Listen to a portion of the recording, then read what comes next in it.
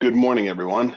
My name is Brian Kelly. I'm president of IHEA for this year, and I'd like to welcome you to IHEA's webinar in the new series on sustainability and decarbonization. On behalf of the Industrial Heating Equipment Association, I want to thank you for joining us for the second webinar in our series titled Defining Greenhouse Gas Emissions to Target Net Zero. We are pleased to have Michael Stowe from Advanced Energy and Chad Spoor from John Deere to present the content in this webinar today.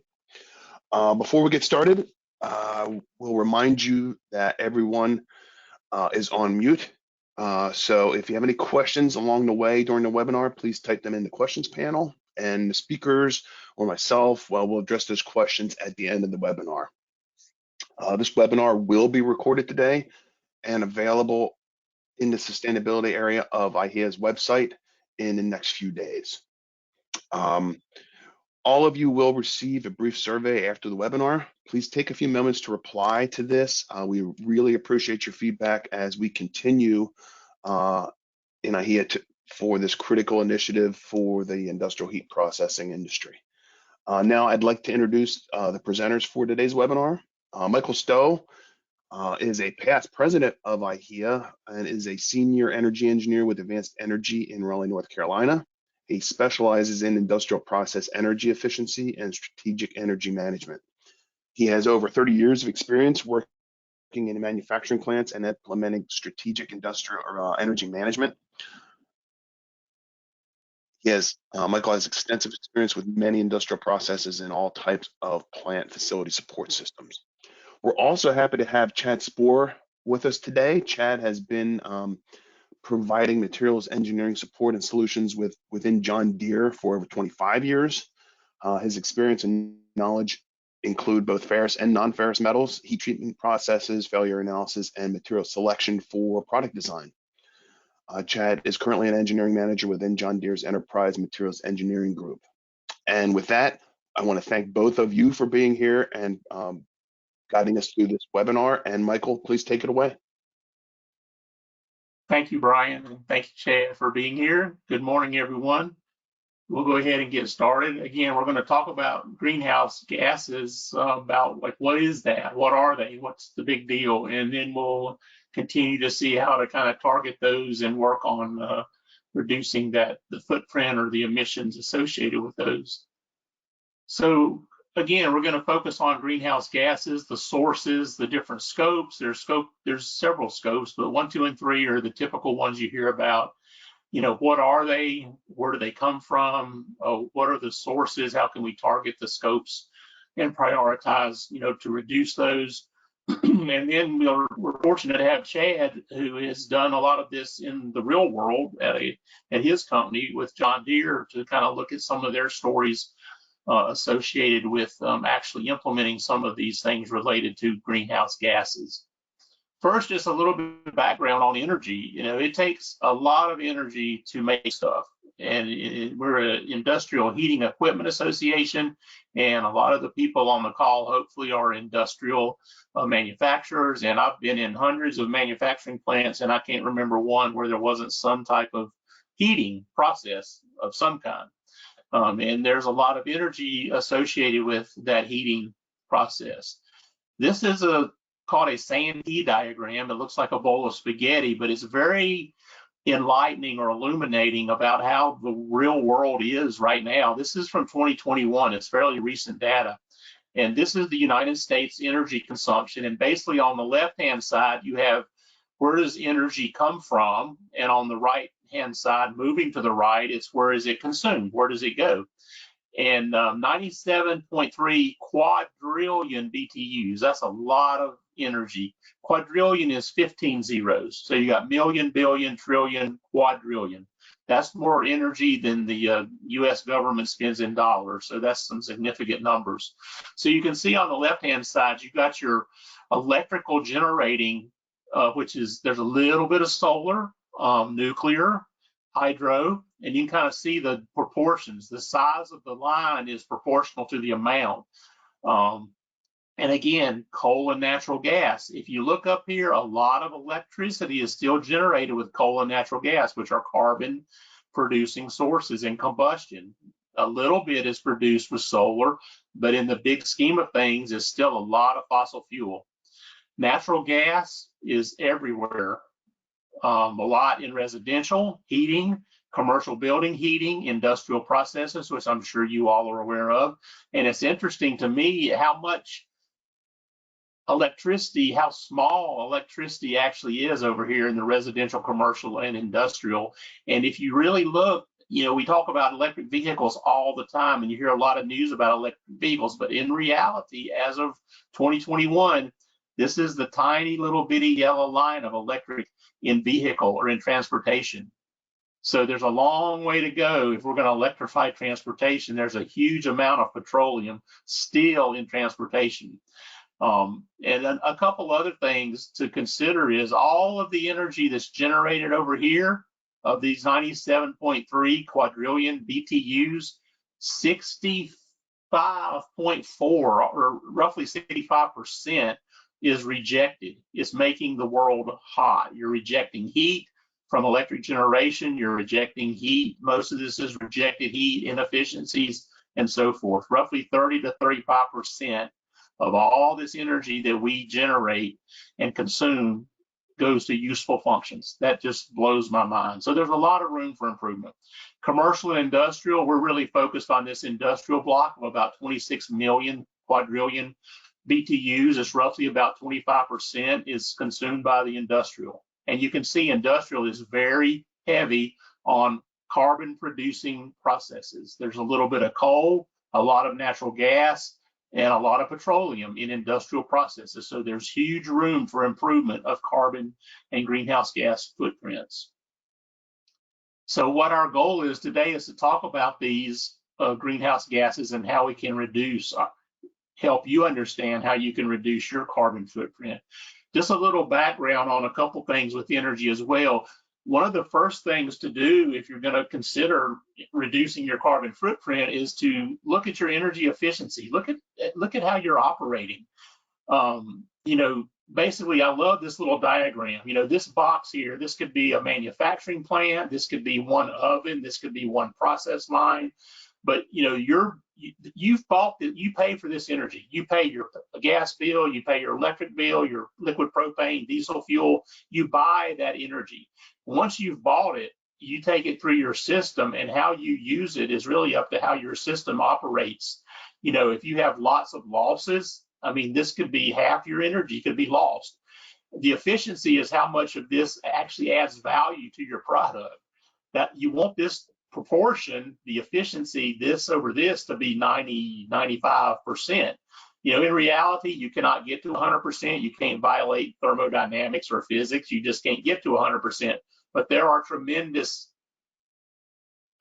possibilities to reduce these losses, reduce how much energy you need to bring in the first place, and then reduce this peel off of losses and get as much of the energy you buy into adding value, whether it's carbon producing or electrical or whatever. You want to be as efficient as possible first. And again, that will only help you to reduce your carbon footprint. So let's move into these scopes of gas or greenhouse gas emissions. Now, this is a great picture of an excellent John Deere product, John Deere Green, a plow, disc, tilling the soil cultivator. And just what I want you to think about as we go through these next things, think about all the energy, all the raw materials it takes to build a complex machine like this. You know, you got iron, you got steel, you got rubber, you got plastic, you got probably some copper, some aluminum, some glass. Just think about what it takes to build something like this, and consider from the cradle to grave of this type of machine, all the possibilities for carbon-related, greenhouse gas and carbon-related emissions. And we'll kind of relate that as we go through a little bit. There is a document called the Greenhouse Gas Protocol that is out there that you can use. It's very good to help to learn and understand accounting of carbon and greenhouse gases. The EPA has a climate leadership organization dedicated to this. And one thing to consider, and the Securities Exchange Commission and other agencies are looking at greenhouse gas accounting, and I wouldn't be surprised if one day your carbon accounting, you're going to have lawyers to do your financial taxes and you're going to have engineers to do your carbon accounting, because they're probably going to be both equal. And they're probably going to be, at some point, I wouldn't be surprised, there already is in Europe in some places, a tax on carbon. If you don't go and reduce your carbon, then you're going to have to pay a tax on the carbon that you are emitting. That could be a very realistic future in the not too distant future. So carbon accounting is very important. And let's kind of explore a little bit about greenhouse gases. These are 7 of the major greenhouse gases: carbon dioxide, methane, nitrous oxide, and some others. But what this does, what this is interesting is, if you look at carbon dioxide, the 100-year potential of global warming potential, if you designate carbon dioxide as a 1, then these are rated relative to that. So what this says is, if you burn methane, which is natural gas, you get carbon dioxide, right? And it is 1. But if you leak methane, if you put methane directly into the environment as methane, it is 25 times worse over 100-year global warming potential. But look at sulfur hexafluoride, it's 22,000 times worse than carbon. So why don't we worry about sulfur hexafluoride footprint? I mean, my goodness, that's terrible. And look at these hydrofluorocarbons and perfluorocarbons. That's all your refrigerants. You know, you have everybody has air conditioning. Most manufacturing plants have air conditioning. There are R22 and R134 and R410A and all those refrigerants that you consume, and they leak and you have to replace them. Those are huge. Well, as we'll see on the next chart, yeah, carbon is a 1. These are much worse than carbon, but they are just not nearly as present. You know, carbon is produced. If there's a flame of combustion on your site, you're producing carbon dioxide, and we'll look at that a little bit later. But here's some of the major ones. Sulfur hexafluoride, it's used very common in actually in the electrical transformer and switchgear industry. It's a gas that they put inside transformers and circuit breakers and electrical switchgear. Initially, if you all remember Nike Air Jordans, the air in the Air Jordans when they first came out was sulfur hexafluoride. I think they've gone to nitrogen now, but there's some common uses of this stuff. And look at that, 22,000 times worse. But why carbon? You know, why carbon? Well, if you look at that, leaking methane is a big chunk. Nitrous oxide, which is also a combustion product. Nitrous oxide is almost 300 times worse than carbon, and it also comes from combustion. And the fluorinated gases, this is all your refrigerants, they're a piece of the pie, but look, carbon is so much more prevalent. That's why we say carbon footprint. 79% of all the greenhouse gases in 2020 in the United States was carbon dioxide. Well, over 3/4. That's why we focus on carbon footprint. Most commercial buildings and industrial process require some type of heat, and most of this heat, a lot of this heat is produced by combustion. This is a basic combustion process. You take methane, which is natural gas, plus oxygen, you get carbon dioxide, which is what we care about, and water vapor. And a lot of natural gas, as you recall, a lot of natural gas is combusted. And every time you combust natural gas or coal is similar, it's just a different carbon molecule. But every time you combust that, you consume oxygen out of the atmosphere, you split off the carbon, it combines with the oxygen, and you get CO2 in any combustion process. If you have a candle in your bedroom at home, you're producing carbon dioxide. Not much, but you're combusting and producing carbon dioxide. So in terms of looking at an actual, like a boiler or an oven burner, the air is 20%, roughly a ratio of 2 to 8, 20% oxygen, 80% nitrogen. So the nitrogen just passes through. the methane and the oxygen combine, you get the carbon dioxide, you get the water vapor, you get the nitrogen in the air, it just passes through, and you get the heat. You get the 1,000 BTUs of heat released from the reaction. But electricity, a lot of people we talk to think electricity is magic. Carbon-free, electrify everything. Get rid of all my natural gas combustion and electrify everything, and I'll have no carbon. Not true. Electricity has carbon. The way electricity is generated with fossil fuels. So even if you use electricity on your site, you still have a carbon footprint. This is the national mix of all electricity generation in the United States from 2021. And well over 50%, in fact, 58, almost 60% of the electricity in the United States is still generated with fossil fuel, which means there's carbon.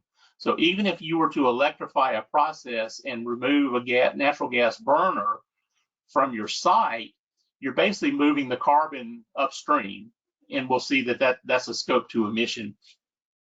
But consuming electricity does contribute to your carbon footprint. It's not carbon free. Some electricity generation is carbon free, but your mix is likely to be. So how do you know what your mix is? Well, the EPA and other sources have developed this map, and I know it's probably kind of small, and don't worry about these numbers over here, but the carbon content of your purchased electricity depends on your local utility generation. So if you're up in Oregon or Washington, the NWPP, if you look over here at NWPP, 600 pounds of carbon dioxide per megawatt hour generated. That's based on the generation of electricity in the fuel sources in that area. If you look at MROE, which is up in Minnesota, it's 1,500, 2.5 times more than Idaho.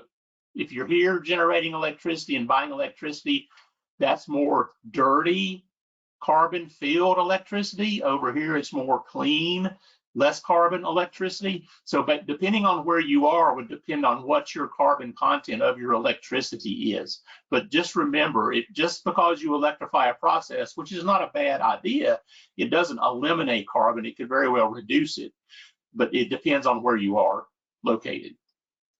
Scopes, the scopes of carbon. We're going to talk about these in some detail, but basically the way I think about it, if you have a flame, you have scope 1. If you have an internal combustion engine, anything that's burning, gasoline, diesel, petroleum, fuel oil, coal, natural gas, if you're burning, if you have a flame or an internal combustion, that is scope 1. That is on your site, that is under your control, that is your responsibility, that is scope 1 direct emissions. If you're a delivery service and have a fleet of 200 tractor trailer trucks, all the fuel those tractor trailer trucks consume and put carbon in the atmosphere, scope 1. That's directly connected to your site and your organization. Scope 2 is all the electricity or other purchased things. Most everybody purchases electricity. Some people purchase steam, chilled water, compressed air from a district or a central district heating source, and that has some indirect carbon, but primarily this is electricity. So think of scope 2 as electrons, scope 1 is a flame. If you have a flame, you got scope 1. If you have electrons, if you have a motor in your plant, if you have any electricity, scope 2. Scope 3 is everything else. Scope 3 is difficult, challenging.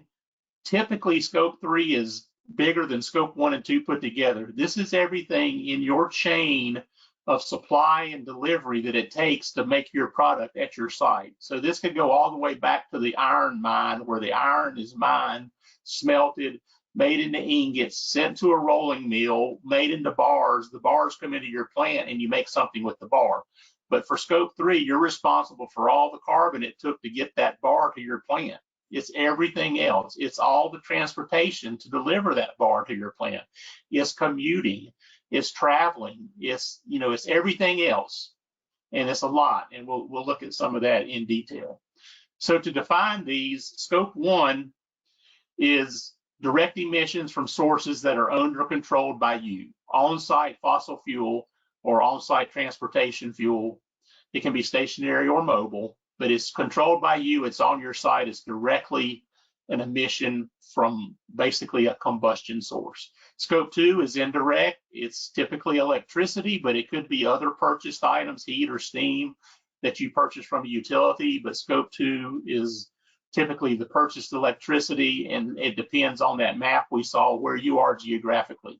Scope 3, indirect emissions from other sources that are not Scope 1 and 2, which is basically everything else that are related to activities of your organization. And when you manufacture that John Deere tractor and cultivator disc harrow, there's a lot of Scope 3 that goes into providing the supply chain to build that. And there's Scope 3 on the downstream side because you're delivering an internal combustion engine product to the world, and so forth. So Scope 1, some examples: direct emissions from stationary combustion, mobile combustion, fugitive emissions if you have methane leaks, refrigeration leaks, fire suppression systems use CO2. A lot of fire suppression systems use CO2. Some industrial gases that you buy could have some greenhouse gas. So if you're in the dirt hauling business and you have 27 dump trucks and you dig dirt out of the ground and haul it to the interstate to build the new interstate, all that trucking diesel fuel is part of your Scope 1 emissions. Think about the U.S. Post Office. Think they got any Scope 1 internal combustion? I mean, yeah, and this is one of the things we see, like Amazon and FedEx and the post office. They're looking at electrifying these vehicles, which will certainly help. Won't eliminate carbon, remember, but it would help. Scope 2, this is your electricity primarily. It's location based. You have an average emission factor based on the grid, and it can also apply to purchase steam, heating, and cooling. And then Scope 3, again, as we first introduced this picture, remember I asked you to think about all the stuff it takes to get all the stuff you need to the manufacturing site where this is built, and then all the stuff once this goes out, getting it delivered, how it's used, where it goes, what it does. Those are Scope 3. And again, Scope 3 is typically more than Scope 1 and 2 put together in terms of volume, and it's complicated to sometimes figure this out. How deep do you dive and how far back do you go? Cradle to grave can be a lot of work to figure this out. And where do you focus on, and what do you focus on, and how do you look at this? So working toward net zero, Chad is going to take over now and kind of talk about some of the things that John Deere has actually done relative to the things that we just kind of talked about. So I'm going to let Chad take over, and we'll go from there. Yeah, thank you so much, Mike, and appreciate the providing some of the oversight there, that perspective as well. Hopefully I can get advance my slide here.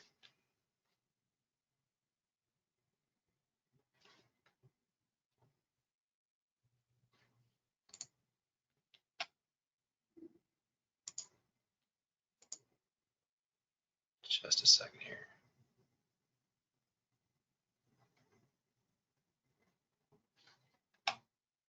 There we go. Oh, wrong way. There you go. There we go. Got it.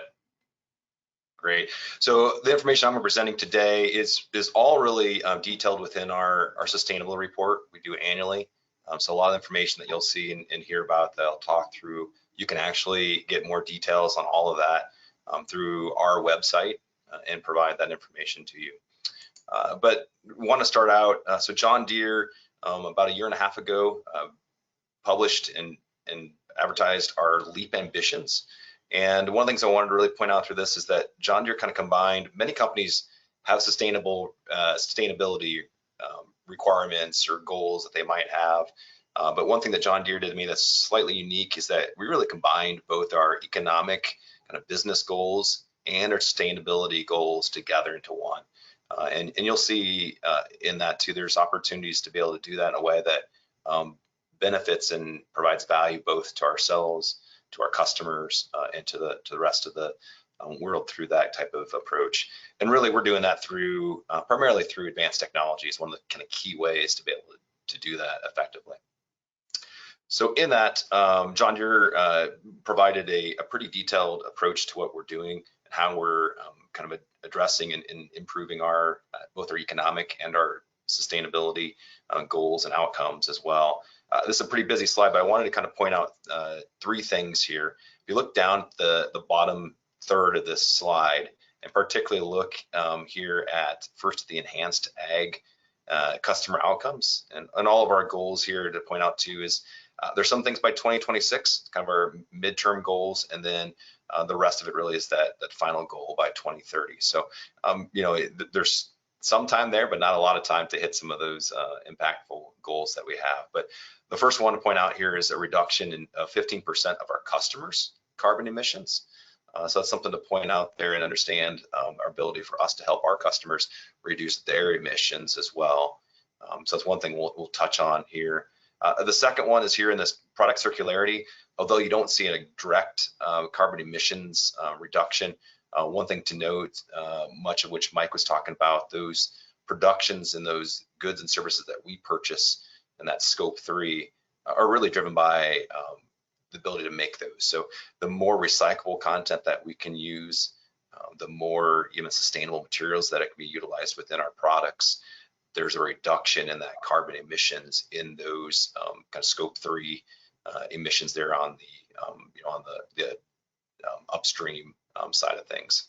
And then lastly, if you look at all the way to the far right, really reduction in our environmental footprint, and that's really through that focus in our operational carbon emissions, which is that scope 1 and 2 that Mike just talked about, and really then also reducing kind of that upstream and downstream emissions, which is part of that scope 3 of 30%. And there's a couple other things there too within that from a sustainability side of it that we have goals for as well. So we're going to kind of walk through each of those ones I just highlighted. The first one being really our customers' carbon emissions as well. So we're really measuring that, particularly on our agricultural side, really through the amount of carbon emissions that they have in the acres that of crops that they're planting. So you can look to here, we've got a goal from where we're at today, or we're in 21 as a baseline of 0.36 carbon emissions per yield of crop. And that's really the mission to kind of reduce that down to that 0.3. So, and really this ultimately is a pretty impactful area because it helps our customers, right? We're providing value to them in doing that. And ultimately we're kind of doing this through a couple of different kind of key things here I'll talk through. But one of those is really what we call our connected machines. So really using technology to do that in a powerful way that allows us to connect to it. And then it really allows our customers to be able to engage and provide sustainability practices in their operations that will reduce those carbon emissions. And really there's kind of a couple key things there I wanted to highlight. And that's really our product innovations that we're working on. So you look over on the right side, about halfway down there, you can see a couple different things. Even outside of agricultural, on our construction and road building side of it, we're putting in technology to help them be more efficient in their product lines. So that's the case with our boom control that we've got in our harvesting equipment product line. And then if you look at the agriculture, the next one's down there too. We've got several ones. One of those is See and Spray. Hopefully maybe some of you have heard about this, but we have implemented machine learning technology that allows our customers to be able to identify the difference between a crop and a weed inside of a field of which they're producing, and be able to spray chemicals on there to basically treat those weeds and individually. So we're able to spray only the weeds and not the plants, which significantly reduces chemical usage that we have. So that part is already a sustainable result, but it also impacts the amount of time that a customer's out in the field, and then that generates a reduction in carbon emissions as well from our products as well. And the same thing too, we also introduced what's called Exact Shot, which is a technology allows us to, when we're planting seeds, to only spray a enhancer there from that sort of liquid fertilizer only with the seed and not through the entire kind of furrow that we would be planting. So again, a reduction of over 60% chemical usage, and really allows reduction there from that standpoint as well. And then lastly, we've got a couple of different other things that just allows our customers to be more efficient, allows them to automate things that they're doing, and in doing all those things really begins to impact both the sustainability standpoint from an environmental perspective, but again, that carbon emissions reduce because of that. And a lot of that's all then tied into several kind of key things. The other kind of one key thing I wanted to note as well is what we call engaged acres. And that's where our customers are documenting and basically recording their acres. So engaged acres means we've got customers that are at least documenting, we call one pass through a field. So you can imagine if they're planting, that's one pass. If they're spraying chemicals, that's another. As they're getting to the end and they're harvesting, that'd be a third. So we've got multiple passes that a farmer will make through a field. And if they're recording one of those, hey, they're engaged through our we call our John Deere operations system, which is the ability to kind of record that and look at that data and be able to use that to make wise decisions. Our highly engaged acres that they're doing 2 or more passes, multiple passes that they're recording. And then we have what we call sustainable engaged acres. And that's really where they are either utilizing some of these technologies that I just talked about to improve sustainability of their products and their operations, or other sustainable basically methods that are out there, like cover cropping is one example, or conservative tillage processes is another one, things that would impact that environment. So we're keeping track of that, and we're really utilizing our technology and helping our customers to be able to increase the amount of really sustainable engaged acres, as well as those highly engaged acres, so that they are more efficient, and in doing so, reduce both their carbon emission requirements as well as the environmental impact that they have. And you can see here, we really got some goals there of some pretty high amounts. If you can imagine 500 million acres that are engaged, that's a significant amount of engagement of acres that are out there from a farming perspective.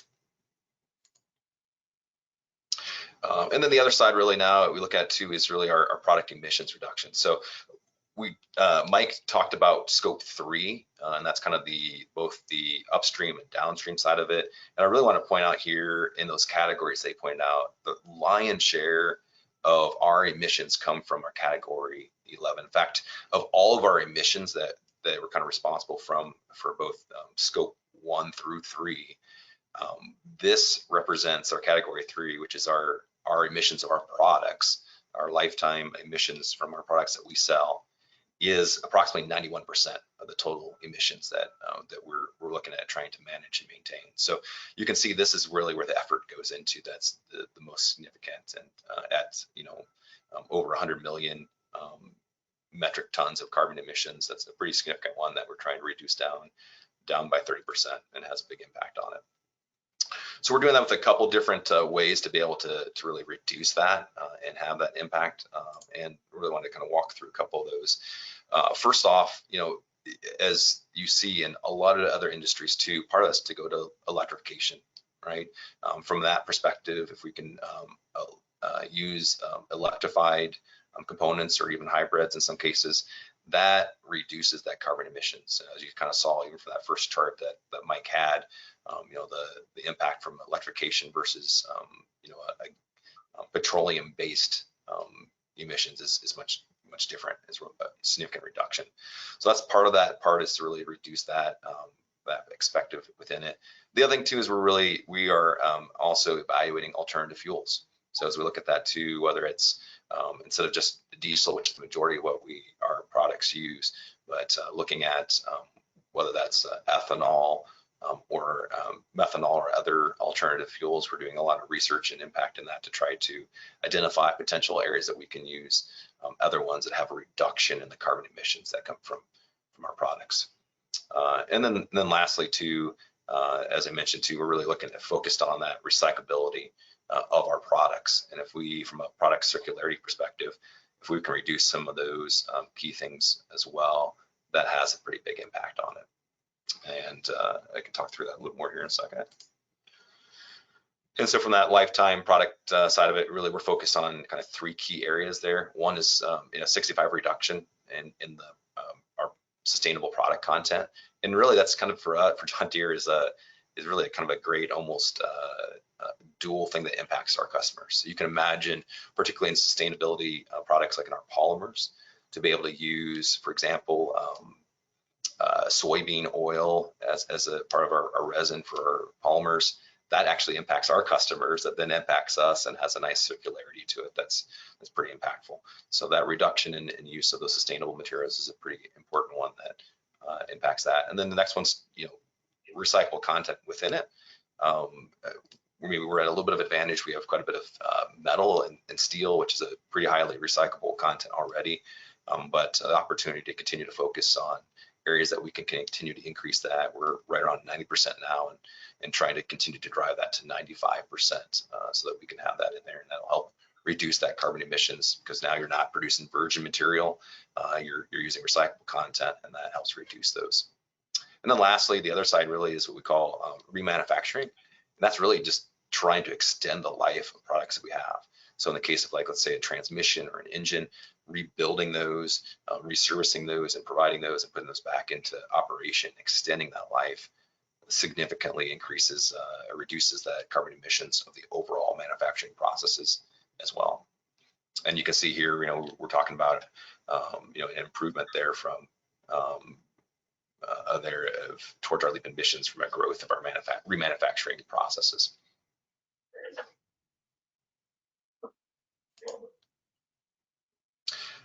The next area, I'm actually going to skip one here. Apologize, I'm going to come back to this.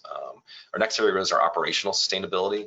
And this really is a key focus of a kind of couple key areas. I really want to just highlight this scope 1 and scope 2 emissions of our products, reducing that by 50%.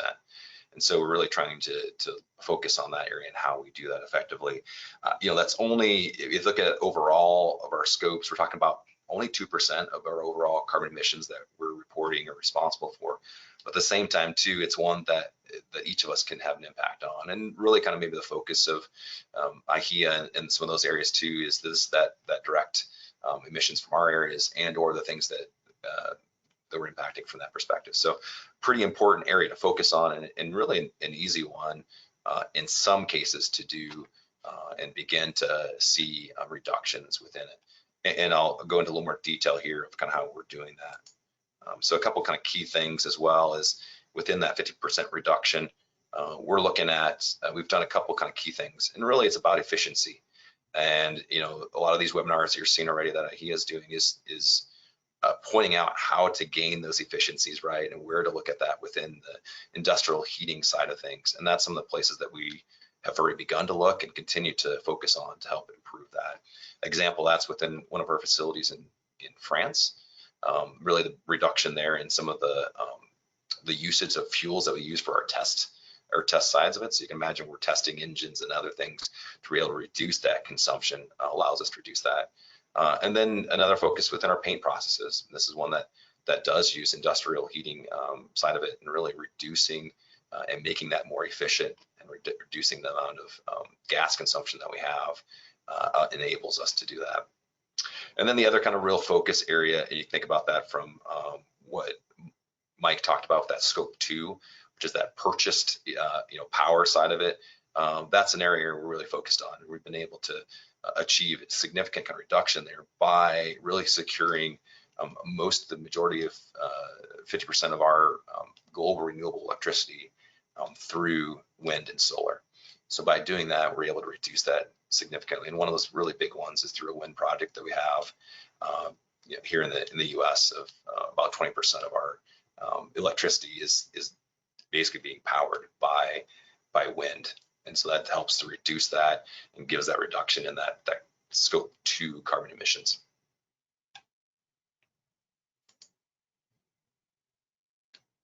Let's go past here. The other area as well is recycling within our products or within our manufacturing processes.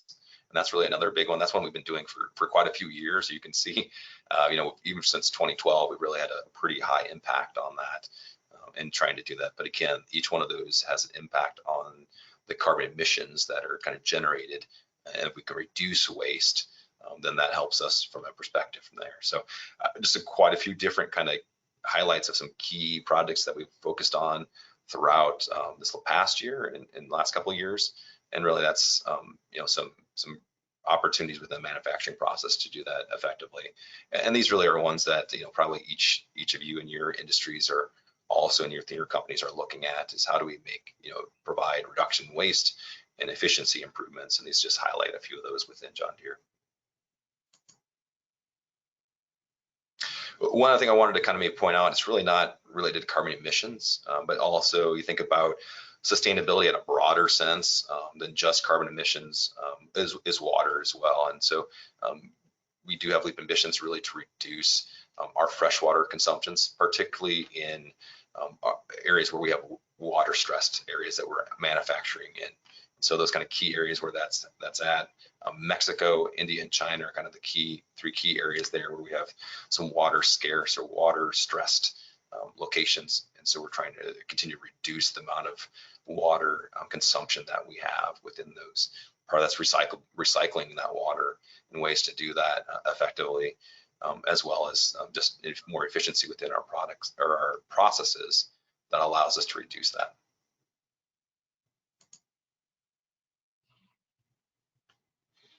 And then lastly, really looking at that, reducing that upstream emissions. So we talked about the downstream emissions of scope 3, which would be category 11 is the primary one for us of those categories we're talking about. And then really we're focused on that category 1 within the upstream side of it. And those are all of our purchased goods and services.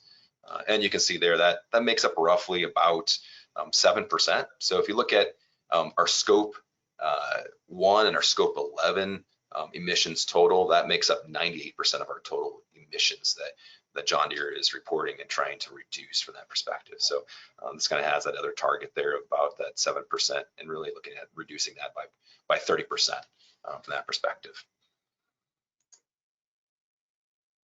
And let me just kind of highlight that too, back up here a second on some of those key initiatives and ways we're doing that. Really, we're looking and working within our supply chain.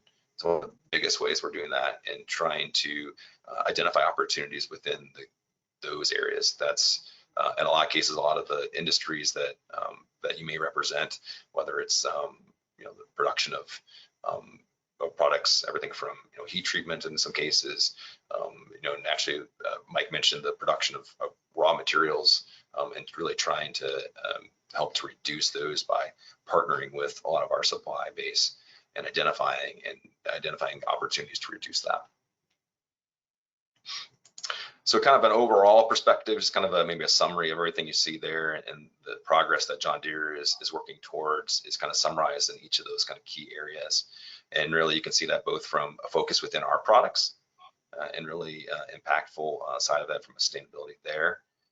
That's within our sustainable energy use within our side of it and those reductions that we're trying to achieve from that perspective. And a lot of that, as we highlighted, is through the reduction in that greenhouse gas and the increase within renewable electricity side of it. And then I mentioned kind of the water side of it. And then lastly, really just the increase within our recycling within our manufacturing processes. So those kind of highlight each of those kind of key areas in the progress we're continuing to make towards achieving our goals by 2030. And that's all I've got from an overall standpoint. I did want to highlight here too our sustainability report, which has a lot more details, can be found on our website. And there's a link to it there. All righty. Thank you, Chad. Great stuff. And that's just an excellent example of how, the real world, John Deere's all over the world manufacturing, and their products are in use all over the world. And just some of the ways that companies are approaching greenhouse gas emissions stage, scope 1, 2, and 3. And it's very interesting. It rang true even more than I thought with for the 98% is in scope 3, and that's typical. Scope 3, of course, delivering an internal combustion engine to the field, that's definitely going to drive that up a little higher than some people. But think about, I thought about this, and it's kind of interesting to me, but Kingsford makes charcoal, right? Charcoal, what is the end use of charcoal? People put it in their grill and burn it. So what is the scope 3 of the product for Kingsford? Every single thing they make gets combusted. I mean, that's a lot of carbon, scope 3. But what can they do about it? I mean, so that's some of the challenges and some of the thought processes to think about from your company. When you look at that picture of that John Deere tractor pulling that disc through the field, you know, that's a very complicated machine. And, you know, a lot of you probably make complex machines, furnaces, ovens, you know, heating processes, you know, automotive makers. You know, there's a lot of things to think about, and hopefully you gain some insight into, you know, some of what is involved there. So just a little bit of a review. You know, one key thing, and we try to teach and preach this all the time from Advanced Energy, is one of the best ways to manage your greenhouse gases is to manage your energy. There's lots of ways to do that. Some people get ISO 50001 certified. That's the energy management standard. There's lots of other ways to do it. But managing your energy, understanding what am I bringing on site, what am I consuming on site, you know, where is it going, what are my big energy users, you know, all those things contribute to managing that and implementing energy saving projects. You know, that really can help you manage your carbon, because there is no way to disconnect carbon and energy. Like I said, if you have a motor on your site or an electric light bulb, that's scope 2. If you have a flame of any kind anywhere inside of an engine or inside of an oven, that's scope 1. And then, as you saw from Chad's excellent examples, scope 3 can be anything. You know, and this applies even if you're not a manufacturer, and some people don't really think about this, but say you were a sales representative, a sales rep company, and you didn't make anything, but you sold a lot of things, and you have 100 salesmen that are all flying around the world every day, 5 days a week, 50 weeks a year. That's a scope 3 carbon that you're responsible for. The fuel on those jets that they're flying on proportionally, you know, that's a lot of impact. So there's a lot of things to think about for scope 3. Knowing your energy sources and your uses, understanding where things are going, and you can start evaluating your carbon scope 1 and 2 are pretty straightforward. They're on the site of your manufacturing plants. They're directly what you're kind of controlling and using, and the others are outside of your scope. And it's interesting, you heard the old saying, one man's trash is another man's treasure. Well, in the same sense, in carbon emissions, you know, your scope 3 is somebody else's scope 1 or 2, and vice versa. So if you're supplying something, you might be scope 3 for somebody else. If you're getting something from somebody, their scope 1 to build that oven that you're going to integrate into a process line, your scope 3 is their scope 1 or 2. So that's kind of an interesting connection. And again, like Scott said, there's the sustainability report for John Deere is, you know, there's a website, you can look over that, but learn from and apply these industrial best practices that Chad shared with us today. So that's really all we have to present today. Brian and Kelly, we have some time. We got a few minutes left, and if anybody has any questions, you can type them in the question box. And we'd be happy to hang around and chat with you about anything that comes up. Yeah, so we have 3 questions. The first one, a couple of these look like they are, well, pretty much slated or towards the John Deere end of it. Please remind us how N2O is generated and released in the field and how farmer behavior can impact emissions. Yeah, so from a farming perspective, you know, one of the biggest usage too from that standpoint is nitrogen, is a usage within fertilizer. So the more we can reduce the use of nitrogen fertilizer, the impact it has from a lot of cases within that side of it, from that perspective as well. So and then, you know, there's you think about too some of the cycles from a plant-based perspective, and some of those things. There's environmental impact as well. There's some positive things from environmental impact that you know, the use of plants and those that are growing has as well. So we didn't even touch on that side of it, but that benefit is there. So and then we talked about like water and some other things. There's a lot of other sustainability practices that farmers use that impact the water perspective, and some other erosions and other key things that are not directly related to CO2 emissions, but indirectly related to it, right? So that the standpoint of water quality, if we can maintain that within those areas, that has an impact. You have less energy you have to do to try to reduce some of those things within water, as well as from our less energy you have to put into from a planning perspective. If you can maintain your things through like tillage practices I just mentioned earlier, and go to what we call no-till or minimum till operations, that helps to reduce erosion. And that erosion, once you do that, really reduce a lot of the nutrients that plants have. And so then you either have to use a lot more products like nitrogen to treat and provide those nutrients back into the soil, as well as both the use of no-till combined with what we call cover crops, different crops that you'd actually apply, and then you allow that crop to basically, it dies and becomes kind of part of the nutrients within the soil to help maintain that. So those are all practices that really help to reduce and improve the farming practices, which in turn reduces chemical uses that they're doing, increases efficiency, right, in what they're doing as well, and that at the end of the day provides a benefit back to our to those customers.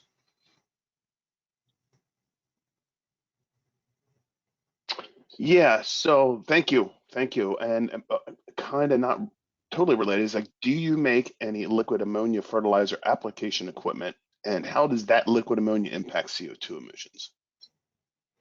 Yeah, so we do have products that use liquid ammonia.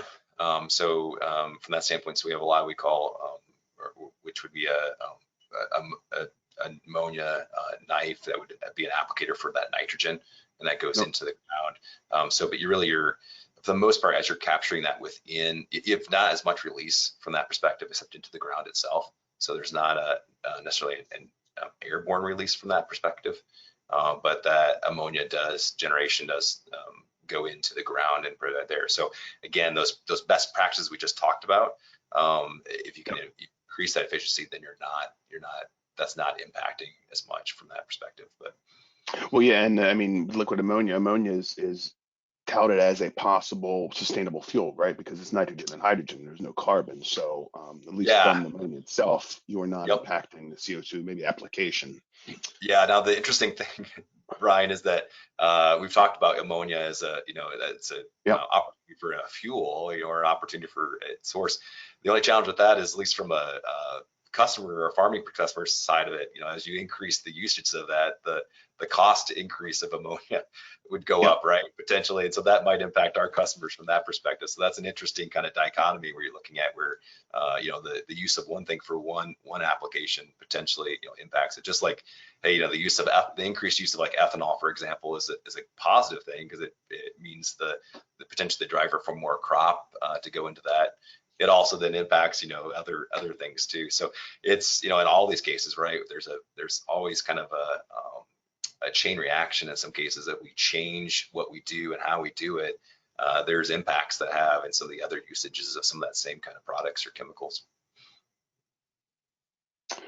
I think just a statement here, water reduction, as you had mentioned, can also reduce scope 2 emissions, since water production, treatment, distribution is not energy free.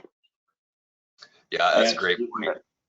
Absolutely, and other things too, right? I mean, the reduction again in that waste, or other the amount of recyclable content you have, all those things, there's an energy involved in that. And one of the things that we're working on too is the impact of, let's take a polymer, for example, that's a virgin resin polymer that's there, and it's at a certain amount of CO3 to produce that, right? Working on, as an industry, they're working on calculating what that is. And now I take and I have one that has 30% recyclable content in it, and there's a reduction then in the amount of carbon emissions that is to produce that. So we're looking at that. We're basically recording and measuring those changes and using that as part of our decision-making process, right? So it's not only just, hey, it's X amount of recyclable content, but that recyclable content reduces carbon emissions of our goods and services, of the goods that we're producing and or purchasing and putting into our products based on that. And that's very Interesting. And if you think about it, one of the manufacturing plants I worked at, we used 3 million gallons of water a day, and 95% of it was evaporated in cooling towers. We just evaporated it for cooling, but that 3 million gallons of water had to be made by somebody and delivered to us. And that water, Yep. the way they had to purify it, make it, pump it, deliver it, there is energy attached to that water that we bought.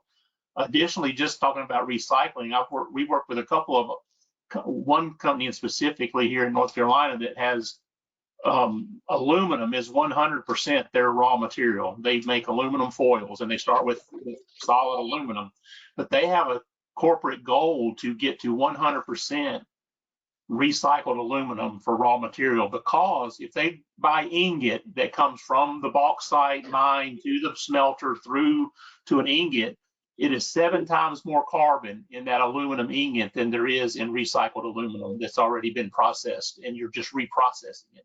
And that's huge. And so they know that, they realize that. And just like Chad pointed out, they're looking at a lot of those things too, with all the inputs into their raw materials. Thanks, Brian. Any more questions? Yeah. Just a second here. What types of validation is required by SEC, DOE, government, or other agencies for emissions? So it's like who's tracking this, or how does it get reported, that validation that you are actually reducing your carbon? I guess would be the question, right?